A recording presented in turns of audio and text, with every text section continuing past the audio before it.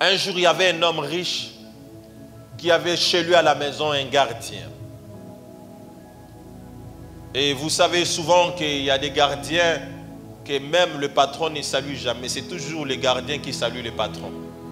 Parce que le patron, lui, n'est pas bien éduqué. Lui ne peut pas saluer quelqu'un qui est inférieur que lui. C'est lui toujours qu'on doit saluer. Ce qui se passe, c'est quoi? Un jour, les gardiens viennent lui dire, patron, ma fille est malade. Son patron lui dit, ce n'est pas la fin du mois, je ne pourrai pas te donner l'argent, on attend jusqu'à la fin du mois. Tandis que son patron était à mesure de lui payer son salaire même avant. Le gardien lui a dit, s'il est possible, paye-moi au moins avant. Quand on arrivera à la fin du mois et tu n'auras plus besoin de me payer parce que j'avais déjà récupéré mon salaire. Parce que si on ne le fait pas, mon enfant va mourir. Et quand il arrive, son patron lui dit, je n'ai pas d'argent, tu dois attendre à la fin du mois. Qu'est-ce qui se passe? Quand le gardien arrive à l'hôpital, quelques temps après, son enfant est mort. Quand son enfant décède,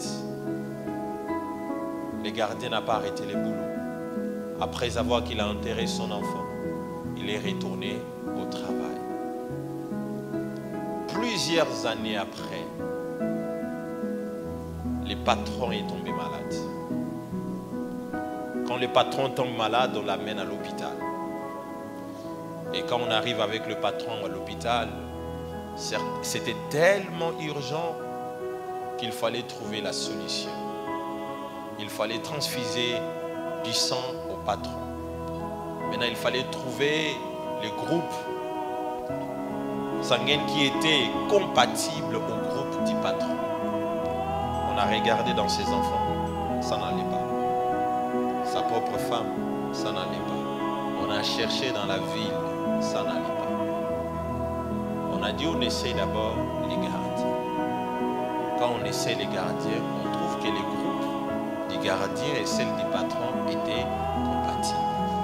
Maintenant, c'est au gardien maintenant de décider sur la vie de son patron. Vous comprenez très bien. C'est que la vie et la mort du patron étaient dans les mains du gardien. Est-ce que quelqu'un m'entend très bien? Ces jours-là, la femme du patron a pleuré pour dire au gardien, tu veux voir ton chef mourir. Le gardien lui a dit, mon chef a préféré aussi que mon enfant meure. Et le patron était décédé aussi ces jours-là. Pourquoi? C'est parce qu'il n'a pas tout simplement appris que dans les faiblesses de l'autre, je devais les relever. Peut-être que moi aussi, quand je serai faible, lui aussi il va me relever. C'est ce que nous oublions des fois. Ce que nous faisons, c'est quoi? Quand nous trouvons que quelqu'un est dans la faiblesse, quelqu'un est en train de mourir, nous voulons encore l'enfoncer encore plus davantage. Mais nous oublions que le chemin est encore long. On n'est pas encore arrivé au bout.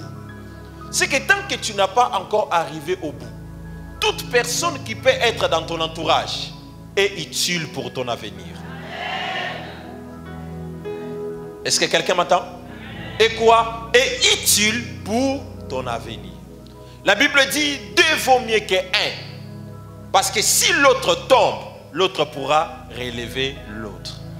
Mais qu'est-ce que nous faisons aujourd'hui? Quand quelqu'un tombe, nous nous précipitons tous. Comment cherchons encore à l'enterrer?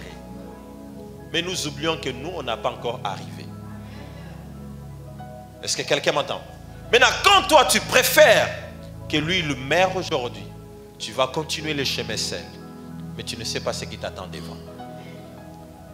Si les patrons avaient pris quelque temps, avaient pris un peu de son argent, il avait aidé les gardiens, c'est qu'il est en train de sauver sa vie dans le futur.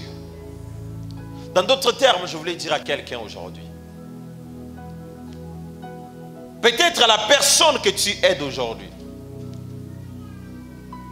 Peut-être ça ne sera peut-être pas lui par qui tu seras récompensé. Ça peut être par son enfant ou par quelqu'un d'autre. Mais si tu les traites bien, tu as déjà créé un pont avec ton avenir. Mais plus tu le fais du mal, tu es en train de briser un pont qui pourra te servir plus tard. Regardez aujourd'hui comment on traite des fois les gens sur les réseaux sociaux. Tu peux être là où tu es en train de me suivre. Quand tu apprends qu'un tel a un problème, la première des choses, c'est de créer des faux comptes et d'aller commencer à insulter. Parler tout ce qui te semble bon dans le cœur que tu avais. Tu te moques même de la personne. Tu ris même. Un jour, mon père m'a appris quelque chose. Il m'avait dit, quand quelqu'un passe par les moments difficiles, 1, on ne le juge pas encore. 2, on ne doit pas lui donner des conseils. 3, on ne doit pas chercher à savoir pourquoi telle chose est arrivée. Non, cherchons d'abord à les faire sortir de là. Quand il sera en forme, c'est en ces moments-là qu'on va lui prodiguer maintenant des conseils. Mais qu'est-ce que nous on fait? Quand quelqu'un passe par les moments difficiles, c'est en ces moments-là, nous on l'avait dit, il n'aime pas écouter. Mais tandis qu'il a besoin de vous. Ça, ce n'est pas le moment où il faut dire à quelqu'un, on l'avait dit. Mais c'est le moment où on doit faire sortir la personne dans les problèmes. Tu vois, pendant que l'autre a besoin de votre soutien, tu fais semblant. Comme si ça ne te concerne pas. Un jour, tu auras le même problème. Tu verras que même un appel d'encouragement, ça fait du bien au cœur. Quand quelqu'un passe par les moments difficiles. Aujourd'hui, ça ne te dit peut-être rien. Mais je vais te dire une chose.